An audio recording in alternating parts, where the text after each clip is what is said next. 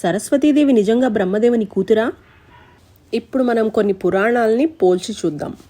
బ్రహ్మాండ పురాణంలోని లలితోపాఖ్యానం మరియు మార్కండేయ పురాణంలోని రహస్యం ప్రకారం ఆదిశక్తి అయిన త్రిపుర సుందరి సృష్టించిన దివ్య జంటలలో బ్రహ్మ మరియు సరస్వతి ఒక జంటగా స్థాపించబడినట్లు వివరించబడింది.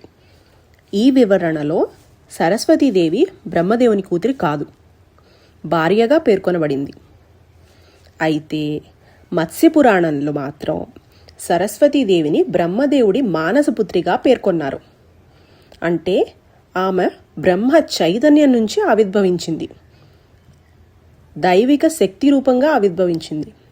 పురాణాల ప్రకారం సరస్వతీదేవిని బ్రహ్మదేవుని జన్మించిన కూతురుగా ఖచ్చితంగా చెప్పలేము. పైగా ఒక్క పురాణంలో ఉన్న విషయాన్ని మాత్రమే తీసుకోవడం సరైన పద్ధతి కాదు.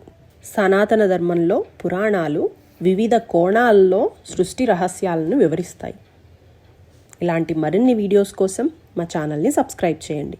నేను నిఖిల, మళ్ళీ కలుద్దాం.